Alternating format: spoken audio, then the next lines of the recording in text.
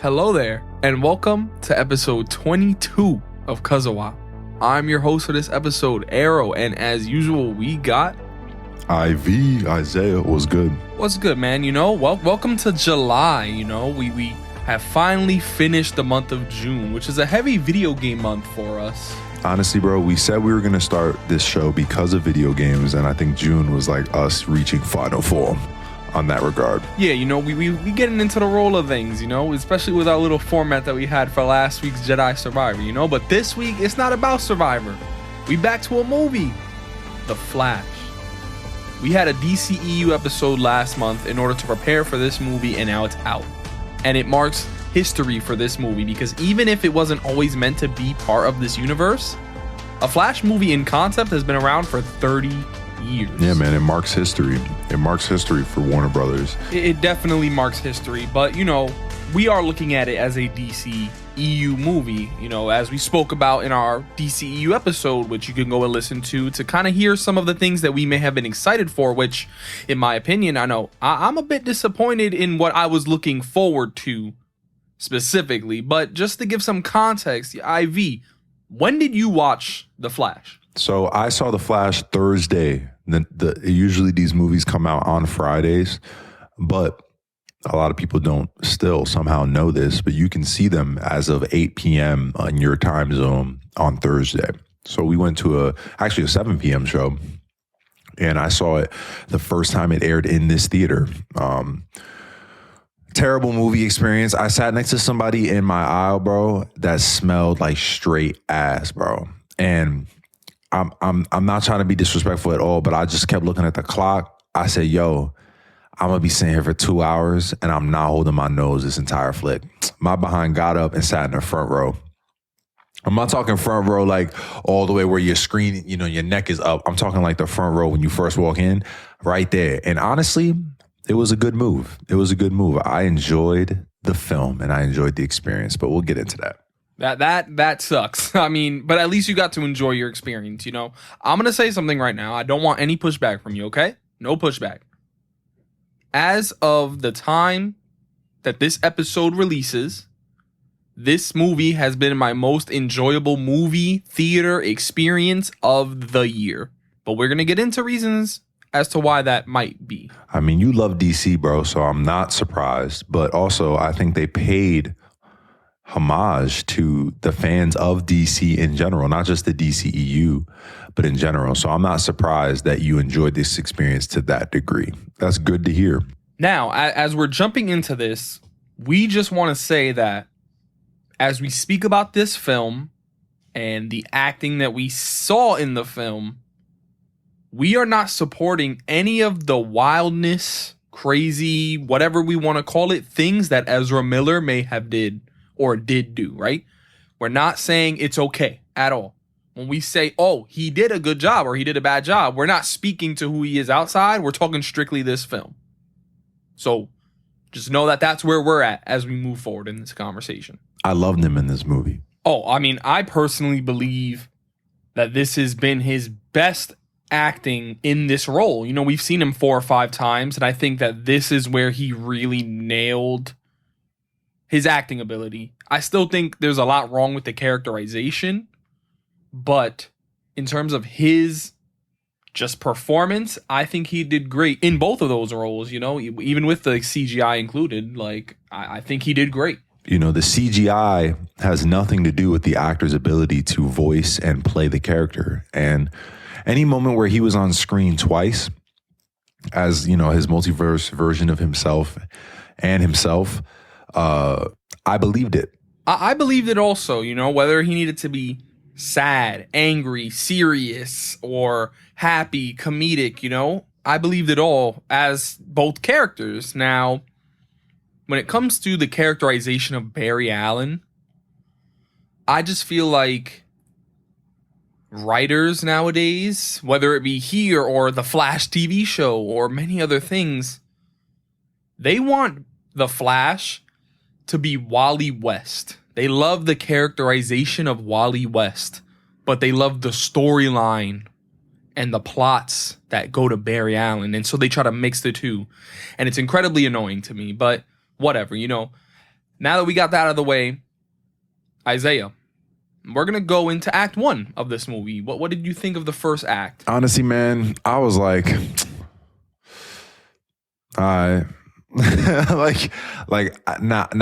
my thing.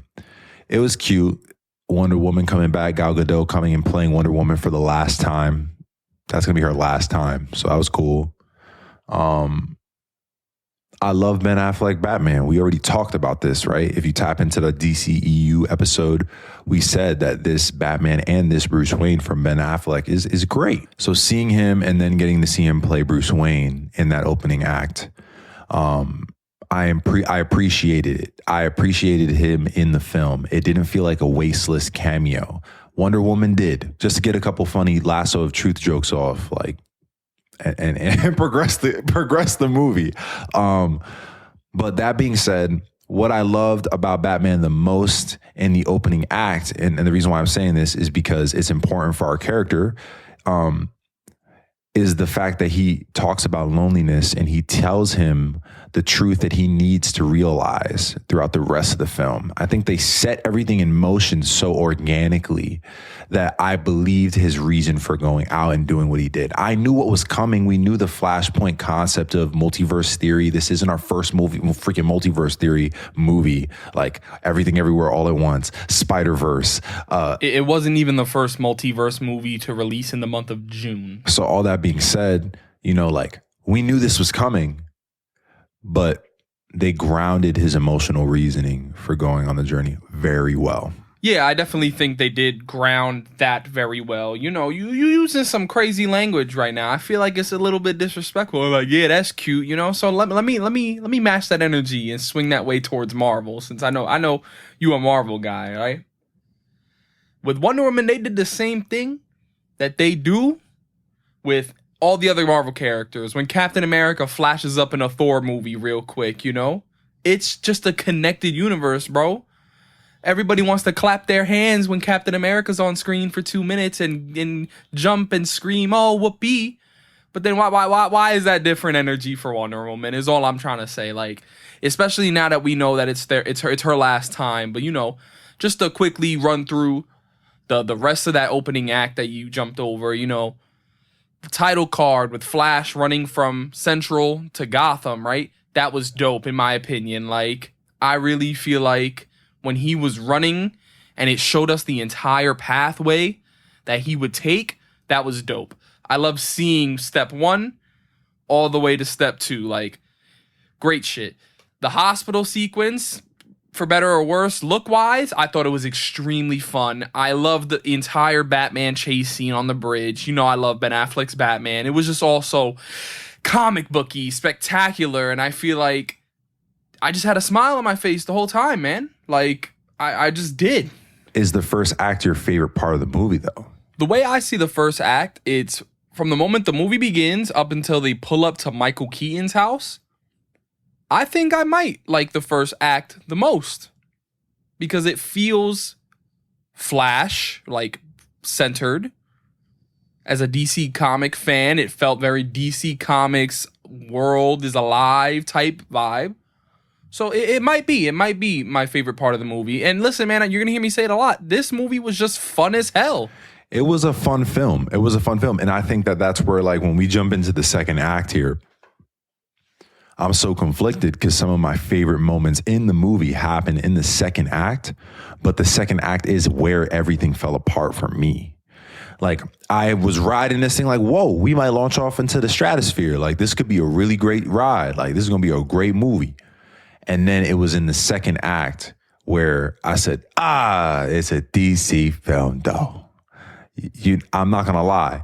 And we go dive into that a little bit more, but talking about driving up to Michael Keaton's Batman's mansion, Bruce's mansion, loved the music behind the fight scene when they first meet him. They did a great job with music in this. They did a great job with sound all together, for sure. Say what you want about CGI, but it sounded beautiful. We're gonna talk about it. But there's that scene in the kitchen holds one of my favorite scenes from the movie, which is the before multiverse. or after the fight. No, after the fight, the multiversal explanation coming from Batman. The way that he breaks it down with the analogy of the spaghetti was such a smart way for them to set themselves apart from other multiverses. And it challenges the other multiverses. And he says, you've probably watched a movie at some point and you know Batman's lines are written to speak to us, not just Barry. And I think they did a great job with that. And then my favorite joke of the movie gets dropped. And it's really quick. And it's younger Barry says, after the spaghetti analogy and the sauce and the mess, he goes, what does the Parmesan mean? And then the older Barry goes, it doesn't mean anything. It's not a part of the analogy. And it's mad funny, bro. I started busting out laughing and everyone was mad quiet in the theater. I don't think anybody caught that joke at all, but that John had me dying. Because that's also word to Ezra's acting. Like, you have to time your jokes with yourself. You're snapping, bro. It's so good. He did a great job at that. They were definitely doing their thing with that little explanation there. It's not my favorite multiverse explanation. I would definitely say the Flash TV show has mine with the broken cup. And even if you fix the broken cup, it was never the cup that it once was. Joke-wise, I don't even know if I have a favorite joke in the damn film because I had a smile on my face the entire time. But I feel like the second act blends very well with the first act. However, I definitely know that the second act is where my analytical eye started really being aware of certain things compared to the first act. Like, that second act, I was really like, okay, weird, all right. And that's what I'm trying to say too. It's definitely more of that. Not like it fell apart, like I didn't enjoy it. I enjoyed it. I just feel like plot holes and also just certain pacing and also just certain performances. I started to not feel like 100% foot on the gas. You know, since you bring up the topic of performances, I want to jump straight into a character I know you and I probably feel a little bit differently about based on one interaction that we had with each other. So I want to talk Supergirl. Yeah, let's jump right into her because honestly, bro, Supergirl, I thought she was mid from the moment she hopped on the screen. I felt like every scene she was in was cringe. It was cringe. I felt like her. Do you know what this S means? Stop. Just stop. Just stop. And I like the idea of like him falling in love with her as a person, as a hero, because he's young and he's looking for a girl and it's the first girl he meets that's a super and he starts to get all gas about it. And then we see that's part of why he goes hard later on. Her existence as a character is cool, but her performance as an actress, I'm not excited about her being a potential return for Supergirl in the future. I didn't think she did that well. I think that she only has one acting face, and I felt like all of her scenes were mad cringe. And so, I don't know. It was like the first scene that hit. I know I sound like a super hater, but I was tight when I knew she was going to be on screen again. When she brings him down from the sky after getting electrocuted, I was like, this girl is trigger. She's trash. When she spoke to Jen Zod, I was like, she's so mid. Honestly, I don't know if that was my experience, man. She was definitely a one mood type character. I know people say the same thing about Superman and Batman versus Superman, but yeah, I thought she did all right for what she needed to do. It was understandable from the character's experiences in the film. I just think that corny might be a little too much, but I know you like the word corny, bro. I know you do, and I know that sometimes you be calling people corny a little bit too early, and then you check out, you know. But hey, maybe that's just my take on your word of corny. Well, maybe it's not corny. Maybe corny is the wrong word, but I just didn't feel she was believable. Sure, I can hear you on believable. I can definitely hear you on that. Now, before we move forward, I want to take a little trip back to the first act, where the Dark Flash, as he is called, kicks Barry out of his little time chamber. Because the movie kind of just adds it in there and then takes it away from you, because it does want you to maybe forget about it a little bit until it comes back around in the end. But I just thought it was an interesting dynamic to like have it show up, no explanation, and then boom, disappear for everything. You know what I'm saying?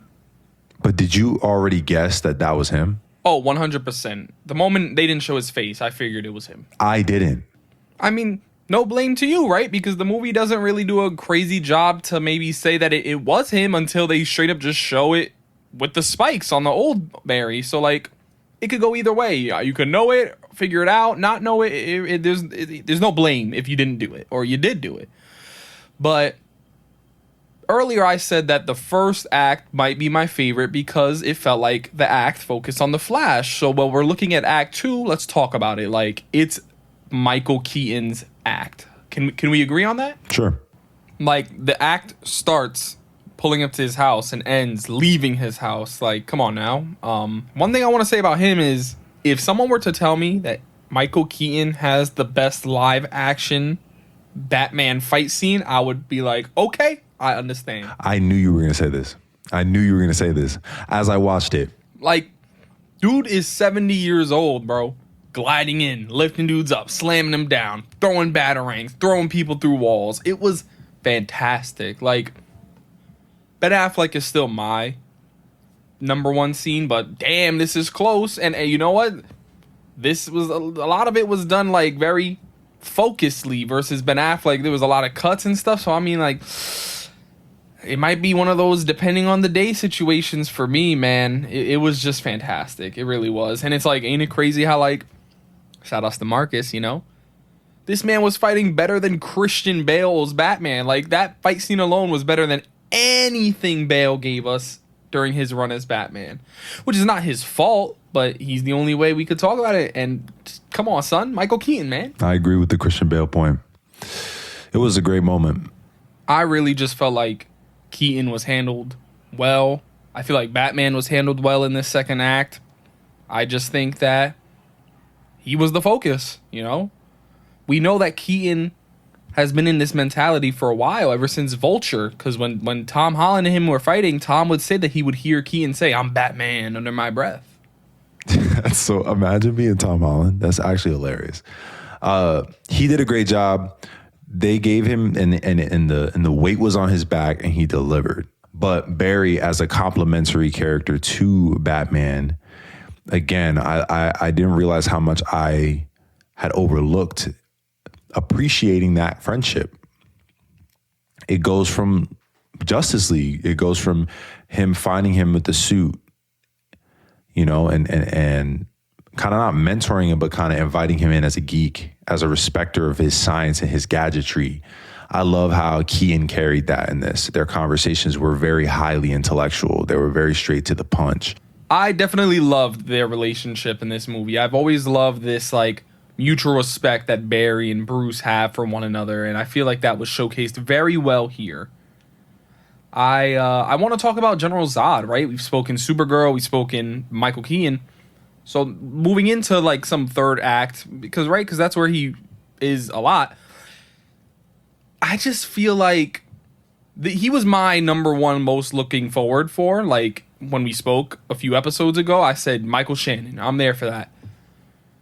You can tell he showed up, got his paycheck, and left. Like, he's come out and said he feels like Man of Steel was good enough for him, that he didn't really care much for this experience, and I can see why, bro.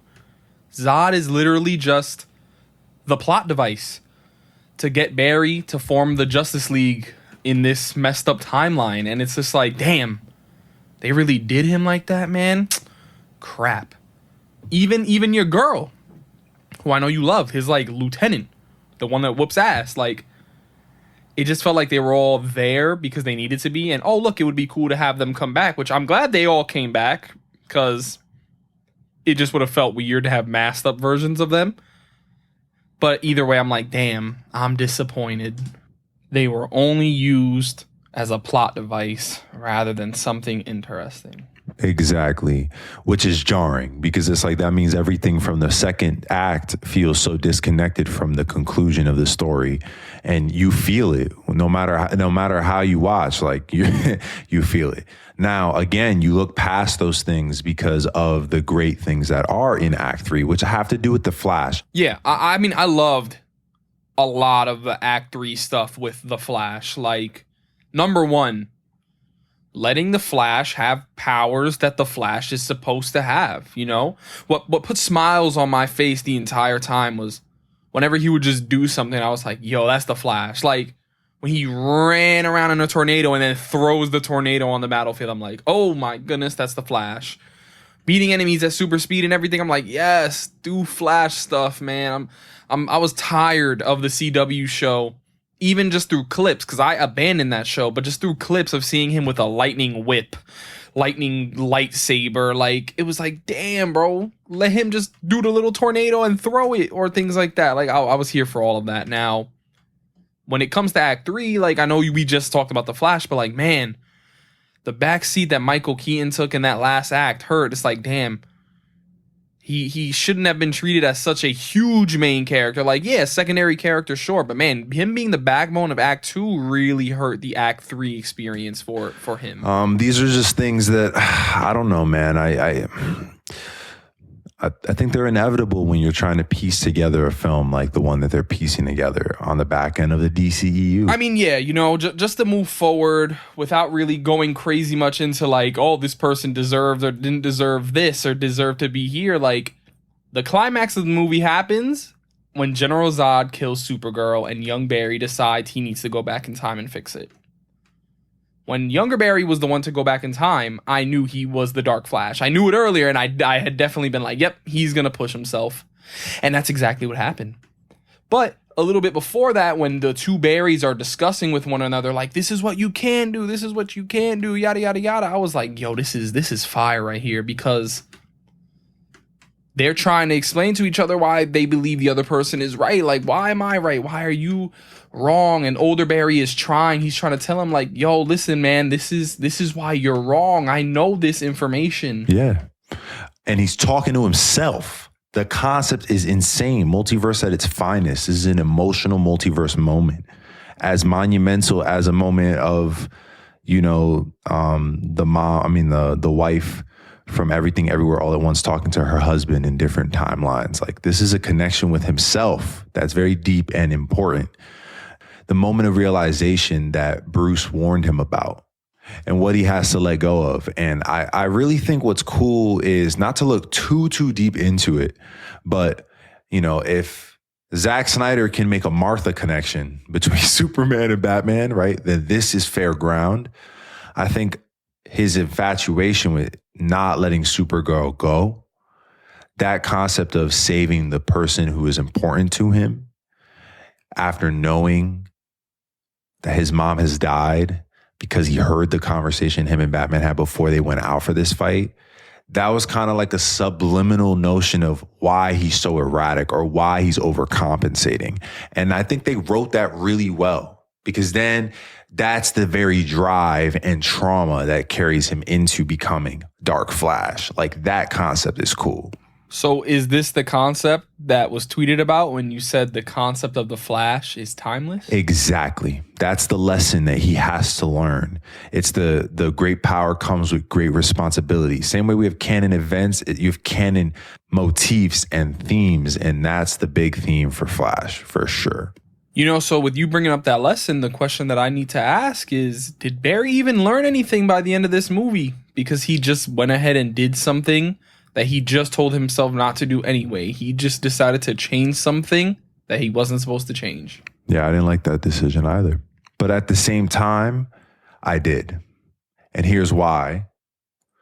Because the lesson is the same way he's quick to still choose to save is the same way that the multiverse and the concept of traveling in time and the butterfly effect proves itself to still be true. So when he sees that Ben Affleck is not Batman and it's George Clooney, he knows, my actions still have repercussions no matter what. And maybe that's minor, but at the end of the day, it opens us up to this concept that this character will always wrestle with this power that he has. And that was Flash as fuck, you know? And so they landed that shit for me, bro. They landed that shit for me. And it saved the film. When it ended at that point, when he did that, I was like, yeah, they cooked. Because you have to think about it in the grand scheme of things. I think for the not so major consumer, someone who just walked in trying to see like, oh, The Flash, like a superhero movie, let's just go see it.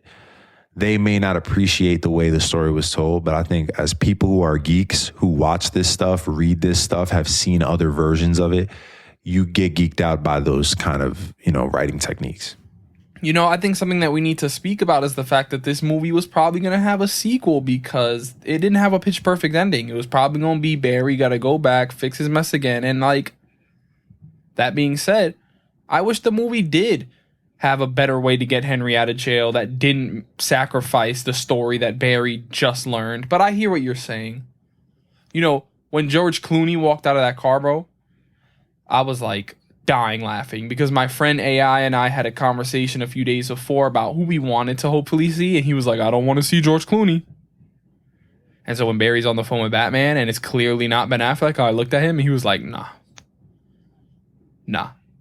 And he stepped out of the car and it's him, and I was dying laughing. I was like, yes, it's okay because it's George Clooney. It's yay. Right. And a casual viewer may not know that George Clooney was Batman. They just may think they got another cool, like, rich Bruce, you know? Yeah, I could easily see people being like, damn, what is he doing here, you know? But this actually brings me into a point that I want to make for the future of DC and what their plans are. Now, you can give me some pushback here. I just feel like right now, their smartest decision, as much as like it sucks to say, right, would be to not release any more movies until Superman Legacy. You know, Blue Beetle and Aquaman, even with everything that they're saying about Blue Beetle, that he is in the next DC universe, I want to say you push it digitally, or you hold that Blue Beetle. You keep that, hold that for a long time. Because right now, this brand is hurt. It is scarred in people's minds. There's a lot of negativity around it. Flash is bombing at the box office. Like, I think that there needs to be a recovery time. And the more movies you push out before the start of your next universe, that's even more scarring and stabbing that you're going to do to this branding that it can't take. People are going to show out for Superman because it's Superman. People would show out for Batman. People would show out for Spider-Man, and they're going to show out for Superman. So if you release that first Superman movie and it's a banger, and then you say, well, this is something new, people might be like, okay. Yeah. That's an excellent take, bro. I'm hearing you 100%. I think that would be their smartest decision, their wisest decision. But at the same time, just... they're dead already to me personally. And it could just be because I'm tapped in and I've watched the movies and we just talked about all these things. Like maybe a normal consumer that isn't as invested in the DC universe or in superhero film may not be able to appreciate that. For me, it's like, you're dead already. We know the new shit comes. Superman, I'm ready for that. They made the announcement that Blue Beetle is going to be canon and he will be a part of the next universe. What's your take on that? What's your take on actors coming from the old into the new? I think that the best way to go is to just get rid of everyone, which we already know James isn't going to do. But I think it'd be just the smartest decision because what you don't want to do is you don't want to confuse people and you don't want to make people feel alienated. Right? So they see Viola Davis in charge of a Suicide Squad and they see John Cena in his role and they think, damn, I got to play catch up to understand all these characters, even if they don't have to. And that's going to confuse people. And then on the other side, you have alienating people, right? Because people can learn to cope with a fresh new universe. But can they really learn to cope with the fact that you threw away Henry Cavill and Ben Affleck, but decided to keep other people from that same universe? You know what I'm saying? Like... I don't know. It just feels like the best thing would to be a brand new, fresh, clean white board, you know? Like, just start from the beginning. It's just weird to me. And like think about it. James is keeping the people that he kind of interacted with, which is weird. How his projects are the ones that get to survive a little bit. That could be scummy. But Blue Beetle's a different case because if this movie comes out and there's zero ties to anything based on the DCEU, you could make the argument that, hey, it's okay that he's around, right? You could just workshop that in saying it's something new. But like this new Aquaman movie, should not count for shit in this new universe, bro. Like, it just shouldn't. So I say start anew. And, you know, back to the Blue Beetle point real quick. Like, that's why I say maybe they just put that in the vault for a little bit and then release it later. But we just gonna have to see, bro. I say reset. Yeah. I understand what you're saying, man. You've made it clear. I think it's just the simplest and the wisest way to just play it safe. Absolutely, man. Look, to jump back to The Flash, right? What did you think about the CGI in the movie? Because I've seen a lot of people complain about it. And I've got a take on it. But I want to hear yours first. It was bad, man. CGI was bad in the sense of I think they used a little bit too much of it on certain pieces and places. But at the same time, when I figured out that it was the guy who did It, that did chapter 2 and 1 of It, and his use of CGI in that movie was so tasteful, in my opinion, on how they approached using it stylized wise. I think they did a great job providing style to certain scenes. So people who are killing all of the CGI and saying there shouldn't have been any or that it was ugly, no, I think there's some really cool decisions they made here.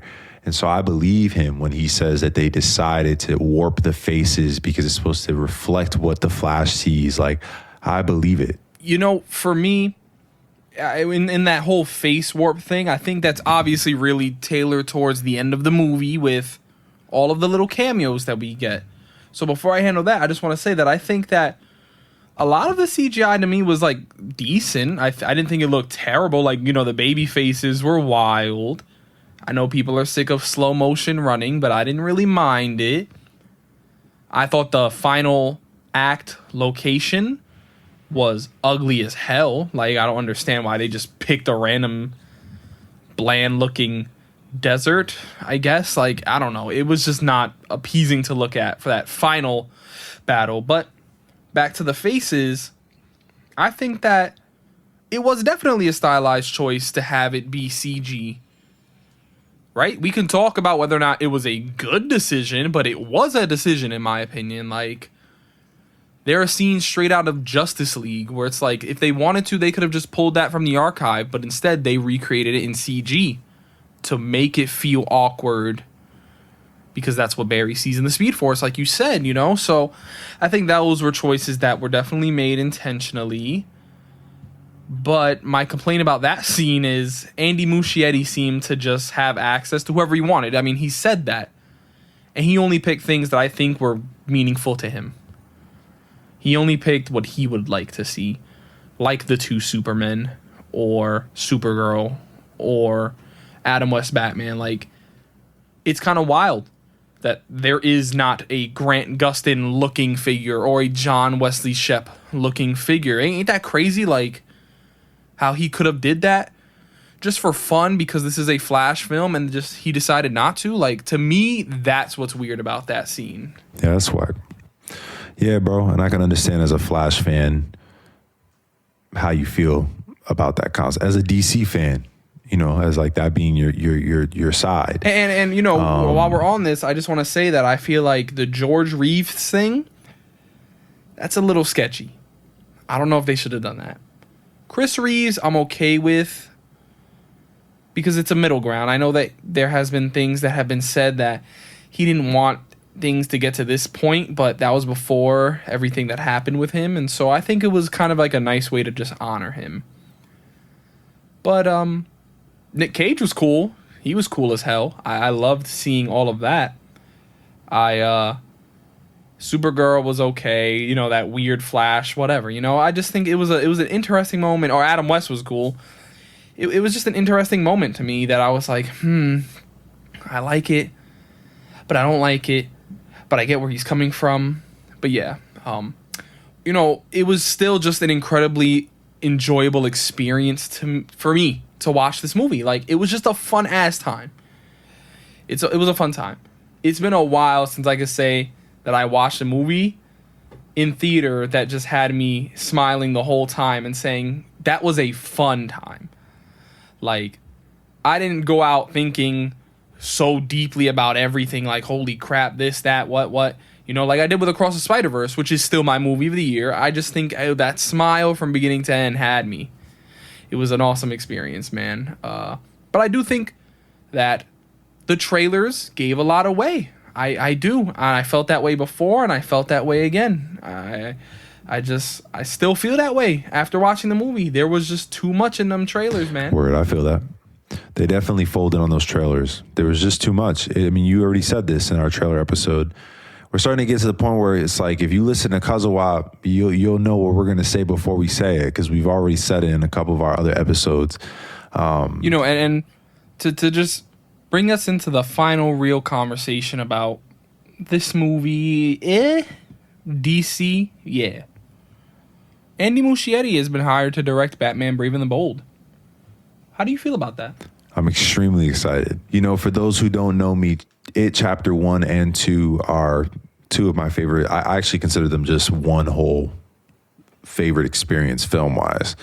So I like Andy a lot. That could be my bias in the CGI, but the darkness, exploring the darkness of Batman, I think will be something Andy will be doing a really good job at. And then everything that I loved from the action, the pacing of this movie, I'm excited to see if they could do Batman right by Michael Keaton. He's going to do a great job with whatever it is he chooses and whoever the actor is. I would prefer an actor that is brand new. Hey, I think when it comes to any of these DC heroes right now, you get someone who's not very well known, unknown, so that you can build the universe around them rather than having to fit into their A-list schedule.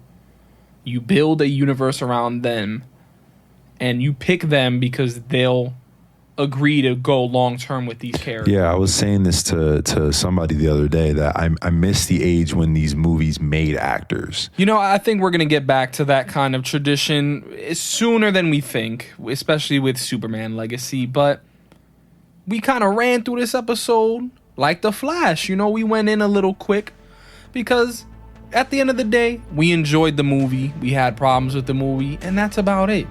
We didn't go crazy. We didn't deep dive, and that's okay. That's going to be that way for some of these movies. We're just glad that we can come together and talk about them with each other and get to have some of that feedback from any listeners out there. So any feedback that you have about The Flash, please send it in.